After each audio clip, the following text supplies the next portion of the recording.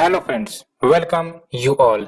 आज हम vision IAS के 24 अगस्त वाले डेली करंट अफेयर्स डिस्कस करेंगे।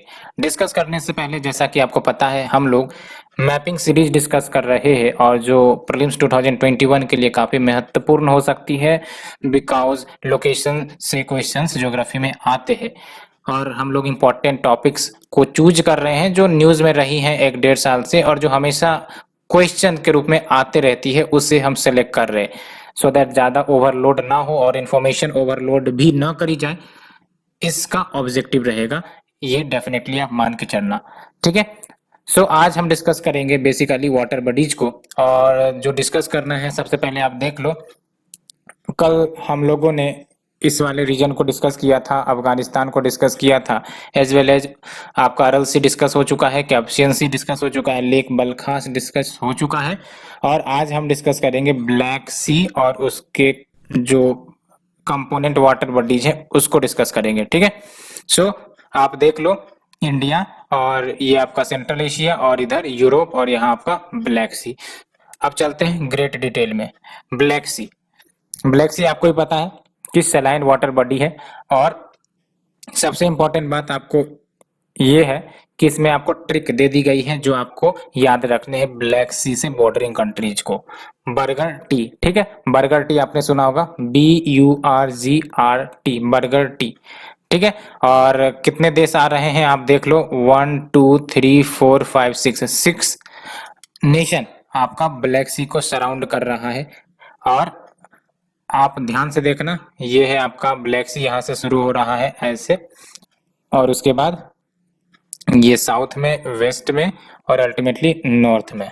ठीक है, ये आपका ब्लैक सी है, हमने डिमार्केट कर दिया। अब बॉर्डर ध्यान से देखो, एक तरफ आपका रसिया हो गया, ठीक है, ईस्ट में, जॉर्जिया ईस्ट में, उसके बाद आप देखो तुर्की हो गया साउथ में, बल्गेरिया ये आपका वेस्ट में, रोमानिया वेस्ट में, यूक्रेन नॉर्थ में। ठीक है, तो कितने देश हो गए, 1 2 3 4 5 और 6 नेशन हो गए। यहाँ पर भी आपका 6 नेशन है। और क्या शॉर्ट ट्रिक है आपका, बर्जर टी। ठीक है, B for Bulgaria, U for Ukraine, R for Russia, G for Georgia, R for Romania, T for Turkey, याद रखना है आपको। ठीक है, और एक इंपॉर्टेंट बात जरूर याद रखनी है, ये जो आपका सी ऑफ एजोब दिख रहा है, यहाँ पर आप देख लो, थोड़ा सा जूम करते हैं, यहाँ आप देखो ये आपको सी ऑफ अजोब दिख रही होगी, याद रखना है सी ऑफ अजोब सब कंपोनेंट है ब्लैक सी का। ठीक है, सी ऑफ अजोब अगर पूछा जाएगा तो it is a part and parcel of Black Sea, आपको याद रखने हैं। ठीक है, तो यहां से हमने ब्लैक सी के बारे में डिस्कस कर लिया। ठीक है, तो ब्लैक सी को डिस्कस करने के बाद अब आप यहाँ देखो, सी ऑफ मरमरा आपको दिख रहा होगा और सी ऑफ मरमरा बेसिकली एक स्मॉल वाटर बॉडीज के रूप में आपको दिख रहा है which is also a part and parcel of Black Sea. ठीक है, तो ब्लैक सी के सब कंपोनेंट कौन कौन से आपको दिख रहे हैं, सी ऑफ अजोब दिख रहा है और सी ऑफ मरमरा दिख रहा है, ये याद रखना है। ठीक है, अब सी ऑफ मरमरा को यहाँ पे इनलार्ज करते हैं क्योंकि ये भी एक इंपॉर्टेंट टॉपिक है, क्वेश्चंस आ सकते हैं। तो यहाँ पर आप ध्यान से देखना, ये देख लो, ये आपका ब्लैक सी है और यही इमेज जो आपकी सी ऑफ मरमरा को इलोंगेट करके दिखाई जा रही है, इसमें आपको याद रखने। पहली बात तो ये कि ये जो ब्लैक सी है और ये सी ऑफ मरमरा है, इसको कनेक्ट करता है एक नैरो चैनल ऑफ वाटर जिसको आप बॉस्फोरस स्ट्रेट कह रहे हो। ये देख सकते हो, यहाँ आपको बॉस्फोरस स्ट्रेट दिख रहा होगा, है ना, जो ब्लैक सी को सी ऑफ मरमरा से कनेक्ट कर रहा है। ये देख लो आप, यहाँ पे आपका बॉस्फोरस स्ट्रेट लोकेटेड है। ठीक है, और स्ट्रेट का मतलब आपको ही पता होता है, नैरो वाटर बॉडी जो दो बड़े वाटर बॉडी को सेपरेट करती है, उसे हम स्ट्रेट कहते हैं। दैट्स वाई यहाँ पर आपका बॉस्फोरस स्ट्रेट आया है। ठीक है, तो बॉस्फोरस स्ट्रेट ब्लैक सी और सी ऑफ मरमरा को कनेक्ट कर रहा है। अब दूसरा इंपॉर्टेंट बात, अब ये सी ऑफ मरमरा है, सी ऑफ मरमरा जब ये एजियन सी में जाएगा, एजियन सी आपका इस साइड मिलेगा, एजियन सी, एक बार फिर से आप मैप में देखो, देखो यहाँ पर सी ऑफ मरमरा और यहाँ पर एक और स्ट्रेट कनेक्ट करेगा जो एजियन सी से जोड़ेगा सी ऑफ मरमरा को, ठीक है। तो ब्लैक सी और ब्लैक सी के साथ एक स्ट्रेट जाएगा, स्ट्रेट ऑफ बॉस्फोरस, और अल्टीमेटली वो कनेक्ट करेगा सी ऑफ मरमरा को, और सी ऑफ मरमरा से एक और स्ट्रेट जाएगा जो कनेक्ट करेगा एजियन सी को। अब बात है कि ये सी ऑफ मरमरा और एजियन सी को कनेक्ट करने वाला कौन सा स्ट्रेट है, तो उसे भी डिस्कस कर लेते हैं। तो यहाँ पर आप देखो, ये आप सी ऑफ मरमरा देख रहे हो, अब ये देख लो इधर एजियन सी है, ठीक है। तो इसको कनेक्ट करने के लिए वी हैव दार्दानेल्स स्ट्रेट, ठीक है, दार्दानेल्स स्ट्रेट जो सी ऑफ मरमरा को एजियन सी से कनेक्ट कर रहा है। यानी कि कहने का मतलब कि ये जो आपका सी ऑफ मरमरा है और ये एजियन सी है, इसके बीच में आपका स्ट्रेट ऑफ दार्दानेल्स मौजूद है, ठीक है। ये बात आपको याद रखनी है। तो अगर हमें सी ऑफ अजोब मिल गया, ब्लैक सी हमने डिस्कस कर लिया, अब ब्लैक सी से सी ऑफ मरमरा जाना है, तो अल्टीमेटली हमें कौन से स्ट्रेट से क्रॉस करना पड़ेगा, स्ट्रेट ऑफ बॉस्फोरस। और सी ऑफ मरमरा से एजियन सी जाना है तो कौन से स्ट्रेट को क्रॉस करना होगा, स्ट्रेट ऑफ दार्दानेल्स याद रखना है, ठीक है। तो ये तीन कंपोनेंट ब्लैक सी के हमने डिस्कस किए जो काफी इंपॉर्टेंट है ना। तो ब्लैक सी, उसके बाद आपका बॉस्फोरस स्ट्रेट जो कनेक्ट करेगा सी ऑफ मरमरा को, और सी ऑफ मरमरा उसके बाद आपका दार्दानेल स्ट्रेट जो कनेक्ट करेगा एजियन सी को। और याद रखना इस्तांबुल जो आपका तुर्की का सिटी है, और अल्टीमेटली ये आपका लोकेटेड है बॉस्फोरस स्ट्रेट के अलोंग, ठीक है। ये जरूर याद रखना है, तुर्की जिसके अंतर्गत इस्तांबुल एक इंपॉर्टेंट सिटी है और वो आपका बॉस्फोरस स्ट्रेट के अलोंग लोकेटेड है, ये याद रखना है आपको। तो इतने डिटेल्स हमने डिस्कस किए, ज्यादा डिटेल नहीं डिस्कस कर रहे हैं क्योंकि एग्जाम पॉइंट ऑफ व्यू से आप इतना भी याद रख लो तो सफिशियंट होगा। तो ये बर्जर टी याद रखने हैं आपको, जिसमें B stand for Bulgaria, U for Ukraine, and R for Russia, and G for Georgia, R for Romania, and T for तुर्की, ठीक है। तो बर्गर टी ये याद रखना है। Now we move to the article जो विजन आईएएस के डिस्कस करने हैं हमें। पहला है आपका न्यू पोर्टल अंडर भुवन युक्त धारा रिलीज करी गई है डिपार्टमेंट ऑफ स्पेस के द्वारा। तो ये जो आपका प्लेटफॉर्म है ये सर्व करेगा रिपोजिटरी ऑफ एसेट्स जिसको जियो टैग्स कहते हैं, यानी कि आपका जियो इन्फॉर्मेशन का रिपोजिटरी होगा। ये क्रिएट करी गई हैं under various national rural development programmes के तहत, चाहे वो मनरेगा हो, पर ड्रॉप मोर क्रॉप के अंतर्गत जो जियो टैग्स क्रिएट करी गई हैं, राष्ट्रीय कृषि विकास योजना के तहत जो क्रिएट करी गई हैं, अलोंग विद फील्ड फोटोग्राफ, ये सब आपको इस प्लेटफॉर्म में ये जियो टैग्स मिल जाएंगे, है ना। और ये जो न्यू पोर्टल है अंडर भुवन युक्त धारा, इसको रिलीज किया गया है सो दैट प्लानिंग जो मनरेगा एसेट्स की करी जाए उसको फैसिलिटेट किया जाए अच्छे तरीके से using remote sensing and GIS based information. And युक्त धारा बेस्ड प्लान ये प्रिपेयर करी जाएंगी ग्रास रूट फंक्शनरी के द्वारा, एज वेल एज इसे वेरीफाई भी किया जाएगा कि ये सही है या गलत by appropriate authorities for relevance and resource allocation. और जब हम बात करते हैं जियो टैगिंग की, तो जियो टैगिंग का मतलब ये होता है कि ज्योग्राफी को टैग कर दो। ज्योग्राफी को टैग करने का मतलब लोकेशन को टैग कर दो। यहाँ पर आप इमेज में भी देख रहे हैं कोई पर्टिकुलर लोकेशन है, वहां हमने डिमार्केट कर दिया, टैग लगा दिया, है ना, उसी को जियो टैगिंग कहते हैं। तो it is a process of ascertaining the geographical location of an image, और इसमें हम जियोग्राफिकल आइडेंटिफिकेशन ऐड करते हैं, चाहे वो उस लोकेशन का लैटिट्यूड हो, लॉन्गिट्यूड हो, to the various media like photo या वीडियो, ये सब हम जियो टैगिंग के अंतर्गत करते हैं। बेनिफिट क्या होता है, तो इससे आपको यूजर को मदद मिलती है wide variety of location specific information पाने में फ्रॉम ए डिवाइस, है ना। आप जब गूगल मैप यूज करते हो तो आपको वेरियस पेट्रोल पंप्स की जानकारी मिल जाती है, सिनेमा हॉल्स की जानकारी मिल जाती है। What is this, all is an example of geo tagging, ठीक है। हमने लोकेशन को मार्क कर दिया है स्पेसिफिक लॉन्गिट्यूड एंड लैटिट्यूड के ऊपर, और आप एसेस कर सकते हो, ठीक है। तो it can help users find A variety of location specific information from a device. And geo tagging के लिए सेंट्रल गवर्नमेंट कार्य करती है in association with ISRO's national remote sensing centre जो हैदराबाद में लोकेटेड है। और सॉफ्टवेयर प्लेटफॉर्म का यूज किया जाता है भुवन, याद रखना है भुवन आपका सॉफ्टवेयर प्लेटफॉर्म है जिसकी मदद से ये आपका लोकेशन स्पेसिफिक इंफॉर्मेशन निकाले जाते हैं, यूज किए जाते हैं बाय द सेंट्रल गवर्नमेंट, ठीक है। And Bhuvan allows users to explore 2D 3D representation of the surface of the earth. जैसे आप गूगल अर्थ आप देखते हो उसी प्रकार से ये भी पोर्टल सुविधा प्रोवाइड करता है। है ना। एंड बेनिफिट क्या है, तो enhanced monitoring, transparency in schemes देखने को मिलेगी, क्योंकि यहाँ पर टेक्नोलॉजी का इंटीग्रेशन हो गया है। तो कोई भी टेक्नोलॉजी का इंटीग्रेशन होगा, मान के चलो मेंस के लिए आपको यही लिख देनी है, चिपका देनी है, इनहांस मॉनिटरिंग लिखा चिपकानी है, ट्रांसपेरेंसी आएगी, इसको भी चिपका देनी है। And helps in checking the leakage and effective mapping of terrain for future developmental works, है ना। तो भविष्य में अगर कोई डेवलपमेंटल वर्क्स करनी है तो उसका इफेक्टिव मैपिंग करी जा सकती है उस टेरेन की, कि क्या आपका वहाँ की फिजियोग्राफी है, सो दैट आपका परफेक्ट डिसीजन लिया जा सके।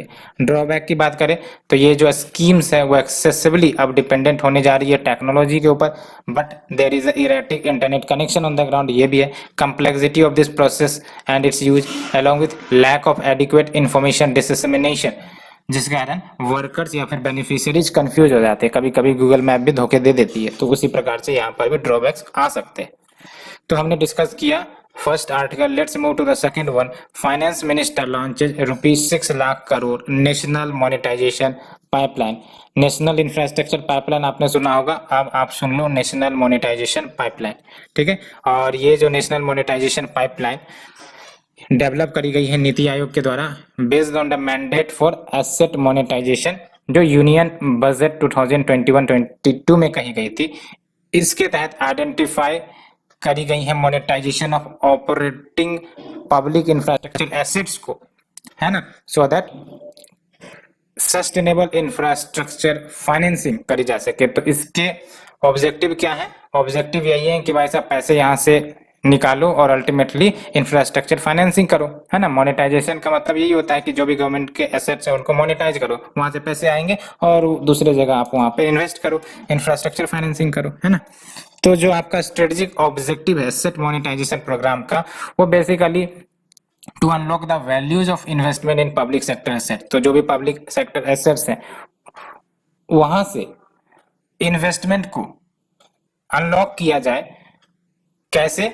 तो प्राइवेट सेक्टर कैपिटल और उसकी इफिशियंसीज को टैप कर कर, and this can thereafter be leveraged for augmentation greenfield infrastructure creation.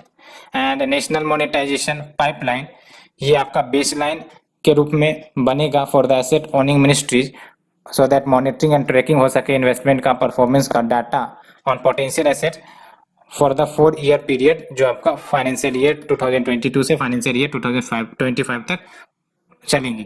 And for now government ने सिर्फ और सिर्फ वही एसेट्स इंक्लूड करी है जो इंफ्रास्ट्रक्चर लाइन मिनिस्ट्रीज के हैं, as well as CPSEs working in the infrastructure sectors. And monetisation through disinvestment, यानी कि डिसइन्वेस्टमेंट जब किया जाता है तो इसका मतलब गवर्नमेंट को पैसे आते हैं और उसके बाद वो मोनेटाइजेशन करेंगे। And monetisation of non core asset, ये आपका एनएमपी के अंतर्गत नहीं डाला गया है, याद रखना है। नेशनल मोनेटाइजेशन पाइपलाइन के अंतर्गत आपका मोनेटाइजेशन थ्रू डिसइन्वेस्टमेंट नहीं आएगा। Monetisation of non core assets ये भी नहीं इंक्लूड करी गई है। और जो एसेट्स आइडेंटिफाई करी गई हैं इसे रोल आउट करी जाएंगी through range of instrument such as direct contractual instrument, capital market instruments, जिसमें आपका इंफ्रास्ट्रक्चर इन्वेस्टमेंट ट्रस्ट आ सकते हैं।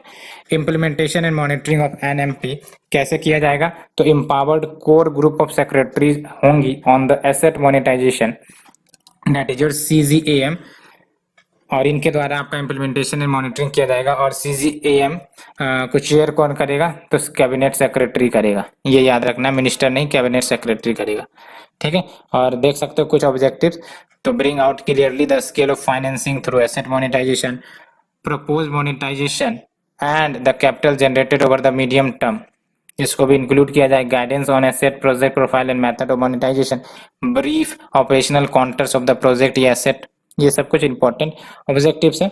वैसे जनरल ऑब्जेक्टिव है, आप याद रख सकते हो, ठीक है। और देख सकते हो ये नेशनल मोनेटाइजेशन पाइपलाइन का पीरियड है वो आपका 4 साल का है, और टोटल जो आपका आउटले है वो 6 लाख करोड़ का है, जिसमें रोड से आपका इतना आएगा, रेलवे से आपका इतना आएगा, पावर ट्रांसमिशन से इतना, power generation, natural gas pipeline से इतना, है ना। तो ये सब देख रहे, ये कुल मिला के आपको 6 लाख करोड़ का नेशनल मोनेटाइजेशन पाइपलाइन जो 6 लाख करोड़ का बनाया गया है, यहाँ से आपका निकलेगा, ठीक है। यहाँ से मोनेटाइजेशन करने का प्रयास किया जाएगा। तो हमने इसे डिस्कस किया। Let's move to the next article, demand for caste based census. ये काफी ज्यादा न्यूज में चल रही है कुछ दिनों से, इसलिए आपका फिर से ये न्यूज में हाईलाइट हुआ है। तो बेसिकली कास्ट बेस्ड सेंसस की बात करें तो इसका मतलब क्या है कि सेंसस कंडक्ट करवाई जाए लोगों का, हाउस होल्ड का, बेस्ड ऑन कास्ट आइडेंटिटी की भाई साहब आप किस जाति के किस धर्म के हो ये भी पता चले गवर्नमेंट को, और क्या पॉपुलेशन है क्या ग्रोथ है ये सब जानकारी मिले। ये आपका कास्ट बेस्ड सेंसस होगा। और इससे आपका फायदा क्या होगा, तो जो एक्चुअल स्टेटस है as well as share of the different section of society है ना बेस्ड ऑन कास्ट, उसको पता लगाने में सहूलियत होगी, है ना। तो it will help in identifying the actual status and share of different sections of the society. अगर हम बैकग्राउंड की बात करें तो ये जो आपका कास्ट बेस्ड सेंसस है पहली बार इंट्रोड्यूस करी गई थी ब्रिटिश के समय काल में फ्रॉम द 1881 सेंसस, 1931 सेंसस। ये आपका लास्ट पब्लिश्ड कास्ट सेंसस है इंडिया का with population figure based on caste. याद रखना है आपका फर्स्ट इंट्रोड्यूस किया गया था ब्रिटिश के समय काल में 1881 सेंसस जब हुआ था, तो इसमें कास्ट बेस्ड कैटेगरी रख दी गई थी। लेकिन 1931 सेंसस ये लास्ट पब्लिश्ड कास्ट सेंसस था, उसके बाद कास्ट बेस्ड सेंसस नहीं कंडक्ट हुई है ना। तो फिर क्यों हटा दिया गया आप देख लो। After independence from 1951 as a part of policy to discourage community distinction, objective यही था कि अगर हम कास्ट बेस्ड डिस्टिंक्शन करेंगे या फिर हम सेंसस करेंगे तो इससे आपका जो कॉम्युनल हार्मोनी है वो डिस्टर्ब हो सकता है ना।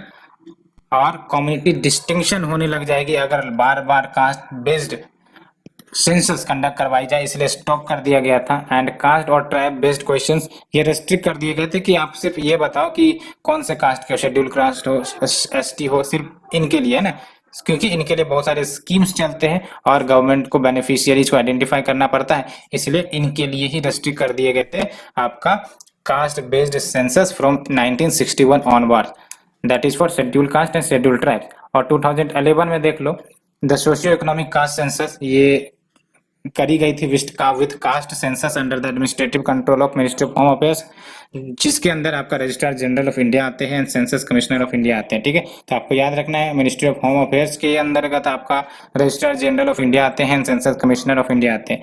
जो आपका अभी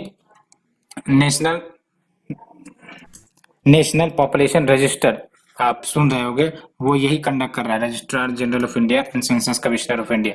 ठीक है, अब बात करते हैं कास्ट सेंसस की डिमांड क्यों देखने को मिल रही है। तो सबसे पहली बात कि अगर ये कंडक्ट करवाई जाती है तो एक्चुअल डेमोग्राफिक कंपोजिशन ओबीसी का पता लग सकेगा कि आखिर कितना शेयर ऑफ पॉपुलेशन इंडिया का ओबीसी कंस्टिट्यूट करता है, that is your other backward classes, along with जो ईच ग्रुप के शेयर है, यानी कि we have the caste, we have the different caste communities, तो उनके शेयर भी पता लग सकेंगे कि एससी का इतना शेयर है, एसटी का इतना शेयर है, ओबीसी का इतना शेयर है, for better redistribution of assets. And targeted welfare intervention हो सकेगा, या फिर linking the reservation policy in government jobs educational institutions in a targeted way, है ना। जैसे आप creamy layer non creamy layer देखते हो उसी प्रकार से अगर प्रॉपर इंफॉर्मेशन होगी तो टारगेटेड वेलफेयर इंटरवेंशन किए जा सकेंगे। Linking with reservation policy in government jobs educational institution, issues क्या है तो नेशनल यूनिटी एंड हार्मोनी पर खतरा आ सकता है among the various caste, procedural issues आ सकती है, मिस क्लासिफिकेशन ऑफ कास्ट आ सकता है ना। ये कुछ हमने इश्यूज देखा, हिस्ट्री भी देखा, ये याद रखना प्रीलिम्स के लिए। First introduce by the British from 1881 census, उसके बाद 1931 सेंसस आपका लास्ट पब्लिश कास्ट सेंसस था with population figures showcasing the cast.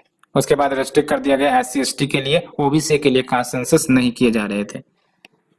तो अभी ये डिमांड चली है बिकॉज कुछ जो ऑब्जेक्टिव्स है ये हमने डिस्कस किया कि क्यों ये डिमांड रेज किए जा रहे हैं। Next is your making cities water positive through city water balance plan e tool kit launched.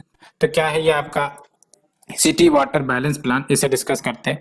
तो basically city water balance programme comprehensive तरीका होगा to understand the flow of water in and out of the urban system, कि आखिरकार आती कहाँ से है water और जा कहाँ रही है। तो एक प्रकार से बैलेंस ऑफ वाटर देखने को मिल सकेगा, that is retained in the ecological system of habitat.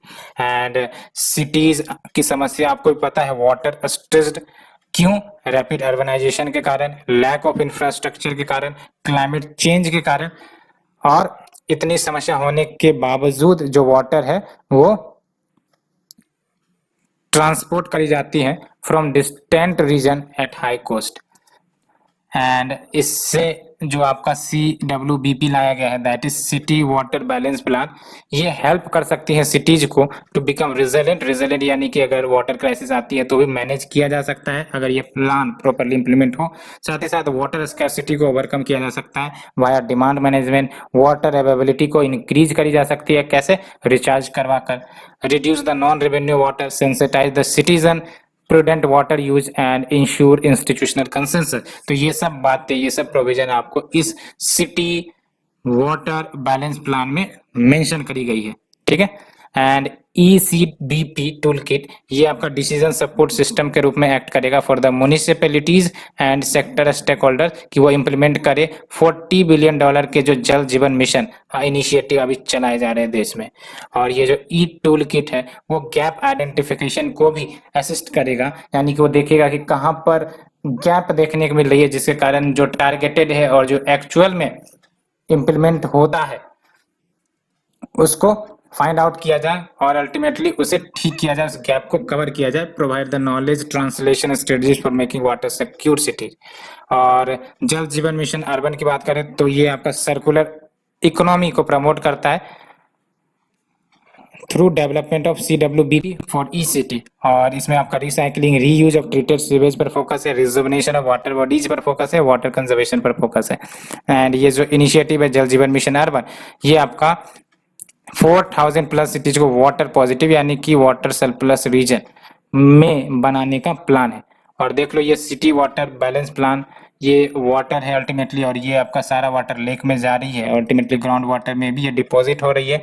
और इसमें आपका कुछ इंपॉर्टेंट जो कंपोनेंट लाए गए हैं फॉर कंजर्वेशन ऑफ वाटर, देख लो ट्रीटेड सेवरेज वाटर स्टोरेज, यानी यहाँ से वो गंदे वाटर ट्रीट हो जाएंगे, ठीक है। और फिर आप देख लो ये जो अर्बन हाउस होल्ड सबसे वाटर रिलीज हो रहे हैं, सब का कंबाइंड सेवर ओवरफ्लो सॉल्यूशन यहाँ आएगा, उस पर ट्रीट किया जाएगा। तो ये सब कुछ प्लान है बेसिकली, ठीक है। इंडस्ट्रीज भी होंगे तो उनके वाटर को भी ट्रीट किया जाएगा। तो water treatment is one of the important component of this city water balance plan. तो ये हमने डिस्कस किया। Let's move to the next article. Reserve bank of India released NS Vishwanathan committee report on primary urban cooperative banks. तो हम primary urban cooperative banks की भी बात करेंगे कि क्या है ये। और सबसे पहली बात तो ये कि ये जो कमिटी बनाई गई थी that is NS Vishwanathan committee, इसका ऑब्जेक्टिव यही था कि ये एग्जामिन करे जो इश्यूज हैं, साथ ही साथ प्रोवाइड करे road map for strengthening the sector leveraging on the recent amendment जो अभी बैंकिंग रेगुलेशन एक्ट 1949 में किए गए थे, और ये आपका कोऑपरेटिव सोसाइटीज पर भी लागू होते हैं, that is banking regulation act 1949। क्या रिकमेंडेशन दिए गए? तो रेगुलेटरी फ्रेमवर्क पर रिकमेंडेशन की बात करें तो 4 tyre structure urban cooperative bank की बात कही गई है जो डिपेंड करेगी डिपॉजिट्स के ऊपर, एंड सबके लिए डिफरेंट कैपिटल एडिक्वेसी प्रिस्क्राइब करी गई हैं, as well as regulatory norms भी डिफरेंट होंगी under the 4 tier system based on their sizes. And इसमें ये सजेस्ट किया गया है कि जो minimum capital to risk weighted asset ratio है, CRAR जिसको कहते हैं, उनके लिए आपका 9% से लेकर 15% होना चाहिए। And tyre 4 urban cooperative banks के लिए जो बासेल 3 नॉर्म्स है वो भी आपके होने चाहिए। Urban organisation for urban cooperative banks मतलब अम्ब्रेला ऑर्गेनाइजेशन हुआ स्मॉल कोऑपरेटिव बैंक्स का, ये बात करी गई है जो अलाउ करेंगी to access the scale forming a network. Supervisory action framework ये भी लाने की बात करी गई है, और ये आपका ट्विन इंडिकेटर अप्रोच होगा जिसमें net non performing asset ratio को भी हाईलाइट किया जाएगा और CRAR को भी सुपरवाइज किया जाएगा। And objective of SAF that is your supervisory action framework क्या होगा कि टाइम बाउंड रेमेडी निकाल लिया जाए to the financial stress of a bank. अगर कोई कोऑपरेटिव बैंक फाइनेंशियल स्ट्रेस में आता है तो क्या सॉल्यूशन है वो निकाल लिया जाए based on the assessing parameter that is. तो ये कुछ ऑब्जेक्टिव SAF कहते हैं हमने डिस्कस किया है ना, तो टाइम बाउंड रेमेडी लाया जाए to the financial stress of a bank, क्योंकि आप भी सुनते हो जो कोऑपरेटिव बैंक्स है जैसे Maharashtra and Punjab cooperative banks, ये सब कुछ न्यूज में आई थी जो बेसिकली क्राइसिस झेल रही थी। तो इसी सब के लिए रिफॉर्म के रूप में ये डिसीजन सब लिए जा रहे हैं, सो दैट ऐसी क्राइसिस फिर से ना आए। एंड फिर देख सकते हो ऑन रेजोल्यूशन ऑफ यूसीबी यानी कि अर्बन कोऑपरेटिव बैंक, तो इस पर क्या सजेशन है, तो इसमें बोला गया है कि आरबीआई प्रिपेयर करे स्कीम ऑफ कंपलसरी एमैलगमेशन या फिर reconstruction of urban cooperative bank जैसे banking companies under the banking regulation act, and urban cooperative banks को इंक्लूड किया जाए as eligible banks under the government scheme जैसे मुद्रा, इंटरेस्ट सबवेंशन या subsidy scheme. तो ये सब कुछ रिकमेंडेशन करी गई है, तो हमने डिस्कस किया। Let's move to the shorter news. Chakma and Hajong, तो चकमा ऑर्गेनाइजेशन ने स्लैम किया है the propose deportation of 60,000 people जो चकमा एंड हजोंग कम्युनिटी से बिलोंग करते हैं फ्रॉम द अरुणाचल प्रदेश। तो चकमा एंड हजोंग कम्युनिटीज की बात करें तो आपको याद रखना है जो चकमा एंड हजोंग है ये इथनिक पीपल है जो चितगोंग हिल ट्रैक्स में रहते हैं और अधिकांशतर ये लोकेटेड है बांग्लादेश में। और चकमाज आपके प्रीडोमिनेंटली बुद्धिस्ट हैं, हजोंग्स आपके हिंदूज हैं, एंड ये basically erstwhile east Pakistan से फ्लेड हो गए थे 1964-65 में because they lost their land to the development of Kaptai dam जो कर्णपुली रिवर पर बनाई जा रही थी, and also religious persecution face किए गए थे as well as eventually sought asylum in India, है ना। तो ये ईस्ट पाकिस्तान से फ्लेड होकर इंडिया में आ गए थे और एजाइलम के लिए बिकॉज एक तो इनका लैंड छीन लिया गया था for the development of Kaptai dam as well as जो आपका रिलीजियस परक्यूशन देखने को मिल रहे थे इन लोगों के ऊपर, इसलिए इंडिया में एजाइलम लिए थे। तो चकमा एंड हजोंग कम्युनिटी याद रखने, ठीक है। और न्यूज में यही आई कि चकमा ऑर्गेनाइजेशन ने स्लैम किया प्रपोज डिपोर्टेशन ऑफ 60,000 पीपल जो चकमा एंड हजोंग कम्युनिटी से बिलोंग करते हैं फ्रॉम अरुणाचल प्रदेश, है ना। तो अभी फिलहाल इतने सारे लोग अरुणाचल प्रदेश में हैं जो फ्लेड किए थे ईस्ट पाकिस्तान से और इंडिया में एजाइलम लिए थे। नेक्स्ट जो राइट टू प्रोटेस्ट, तो हाल ही में सुप्रीम कोर्ट ने ऑब्जर्व किया है कि जो राइट टू प्रोटेस्ट है फार्मर्स का वो ट्रैफिक या फिर पब्लिक मूवमेंट को हिंडर ना करे। राइट टू प्रोटेस्ट की बात करें तो article 19 clause 1 sub clause A and 19 clause 1 sub clause b जो राइट टू प्रोटेस्ट है ये आपको फंडामेंटल राइट है, याद रखना है। Right to protest is a fundamental right under article 19 and इसके तहत क्या होगा, नाम से पता चल रहा है राइट टू प्रोटेस्ट, तो इसके तहत पीपल असेंबल हो सकते हैं बट विदाउट आर्म्स एंड अपने व्यूज एक्सप्रेस कर सकते हैं वाया पीसफुल प्रोटेस्ट। इंडिया की डेमोक्रेसी को स्ट्रेंथन करेंगे कैसे, तो गवर्नमेंट को अकाउंटेबल ठहरा के साथ ही साथ raise voice against misuse of power. But ये एब्सोल्यूट राइट नहीं है, एब्सोल्यूट राइट यानी कि एक बार जो राइट मिल गई तो फिर कोई इस राइट को छीन नहीं सकता, उसे एब्सोल्यूट राइट कहते हैं ना। तो it is A conditional right, ठीक है। And under article 19 clause 2 and 19 clause 3 it is subjected to reasonable restrictions. Next is your real estate investment trust and infrastructure investment trust, that is REITs and InvITs। तो NSE यानी कि national stock exchange ने revise करी है eligibility criteria को for inclusion of REITs and InvITs in the Nifty indices. जब हम बात करते हैं REIT की, that is real estate investment trust की, तो ये इन्वेस्टमेंट व्हीकल है जो ऑन करता है, मैनेज करता है investment grade and income producing real estate के प्रॉपर्टीज को, चाहे वो ऑफिसेस हो, मॉल्स हो, एंड ऑलमोस्ट एनी एसेट जो प्रोड्यूस कर सकती है एन्युटी रेवेन्यू स्ट्रीम को, तो ये आपका investment vehicle that is REIT है। और इनविट की बात करें तो ये इन्वेस्टमेंट ट्रस्ट है जिसको डिजाइन किया गया है, याद रखना, to pool a small sum of money from a number of investor. याद रखना लार्ज सम ऑफ मनी नहीं है, a small sum of money pool करना from a number of investor, और उसके बाद एसेट में इन्वेस्ट करे जाते हैं जो कैश फ्लो प्रोवाइड करता है over a period of time, and they are similar to REIT but investment in infrastructure project such as road highways which take some time to generate steady cash flow, है ना। क्योंकि ये सब जो investment की जाएंगी हाईवेज या roadways में तो जो जेस्टेशन पीरियड है वो ज्यादा होता है, इसीलिए इंतजार ज्यादा करने पड़ते हैं to get the cash flows. India first smoke tower ये आपने सुना भी होगा, दिल्ली में जो स्टेब्लिश करी गई, तो ये जो एक्सपेरिमेंटल स्मोक टावर है इसको सेटअप कर दी गई है न्यू दिल्ली के कनॉट प्लेस में, जो प्यूरिफाई करेंगे एयर को इन ए 1 किलोमीटर रेडियस, यानी कि अगर ये स्मोक टावर लगी है तो 1 किलोमीटर के रेडियस को ये प्यूरिफाई करेंगे अराउंड द स्ट्रक्चर। एंड ये जो टावर है इसमें पायलट स्टडी पर भी ऑब्जर्व किया जाएगा to assess the reduction of particulate air pollution in the urban area, so that इस स्टडी के आधार पर अगर ठीक रहा तो इसको फिर एक्सटेंड किया जाएगा to other regions as well in the Delhi. And air will be sucked in from the top, तो टॉप से एयर ली जाएंगी, फिल्टर करी जाएंगी और फिर रिलीज करी जाएंगी through the fence at the bottom, है ना। तो टॉप से गंदे एयर को ली जाएंगी और बॉटम से ये फिल्टर्ड एयर को रिलीज किया जाएगा। और ये जो टावर है इसमें 5000 इलेक्ट्रोस्टैटिक एयर फिल्टर्स है जो माइक्रो पार्टिकल्स को भी फिल्टर कर सकती हैं, including those that constitute smoke, house hold dust and pollen. Next is your thermocol और एक्सपेंडेड पॉलीस्ट्रीन। तो recently researchers eight IIT Roorkee इन्होंने फाउंड किया है कि जो थर्मोकोल या एक्सपेंडेड पॉलीस्ट्रीन है ये कंपोजिट मटेरियल के रूप में यूज होती हैं in core of reinforced concrete sandwich, और ये अर्थक्वेक को रेसिस्ट करती है अप टू 4 स्टोरी बिल्डिंग, है ना। तो यानी कि it can be used for earthquake resistance building, ठीक है। तो ईपीएस की बात करें तो एरोमेटिक पॉलीमर है made from the monomer styrene जो कि लिक्विड पेट्रोकेमिकल होते हैं, ठीक है। तो EPS is aromatic polymer made from monomer styrene which is a liquid petrochemical and though it takes 100 years to biodegrade. बिल्कुल सही, थर्मोकोल आपको पता है जनरली नॉन बायोडिग्रेडेबल, काफी लंबे समय लेते हैं to biodegrade and it is commonly used for packaging material, insulation because of being inexpensive. Inexpensive यानी कि महंगे नहीं पड़ते, लाइट वेट होते हैं।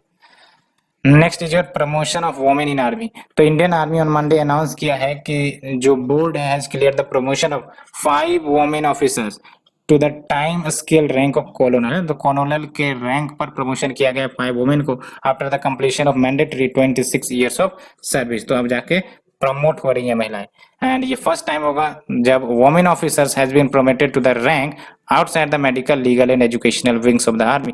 एंड ये जो प्रमोशन है basically forms a part of natural career progression, यानी कैरियर में घुस गए हो उसके बाद आपका प्रमोशन होगा, तो it is a part of natural career promotion after the army began granting the permanent commission, जब सुप्रीम कोर्ट ने रूल दी थी लास्ट ईयर में, उसके बाद आपका नेचुरल कैरियर प्रोग्रेशन के रूप में वोमेन का भी हो रहा है। Next is your personalities in news. Shri Narayan Guru, period देख लो 20 अगस्त 1856 से 20 सितंबर 1928 एंड इन्होंने रिवोल्ट किया था अगेंस्ट द ब्राह्मण एसिडेंसी, याद रखना, ही revolted against the Brahmin ascendancy and social equality, education for all, spiritual enlightenment की बात कही थी। And one of his famous saying जो मलयालम में उन्होंने कहा था, one caste one religion one God for all. तो याद रखना है ये नारा किसने दिया था, one caste one religion one God for all, आपके श्री नारायण गुरु ने। और ये ब्राह्मणिज्म एसिडेंसी को बेसिकली पसंद नहीं करते थे एंड ये इक्वलिटी डिस्क्रिमिनेशन लेस सोसाइटी को प्रमोट करते थे। One of his disciple that is Sahodaran Ayyappan, इन्होंने इसको बदल के क्या नाम रखा, no religion no caste and no God for mankind. And Shri Narayana Dharma Paripalana योगम एसएनडीपी जो फेमस है ये 1903 में बनाई गई थी by doctor Padmanabhan Palpu under his guidance and he lent support to Vaikom Satyagraha जो टेंपल एंट्री के लिए चलाई गई थी 1924 से 25 के दौरान in Travancore for the lower caste to enter the temple. So ये हमने डिस्कस किया आज का आर्टिकल, होप आप लोगों को पसंद आई होगी। अगर पसंद आ रही है तो प्लीज लाइक शेयर सब्सक्राइब जरूर करें friends. Thank you very much.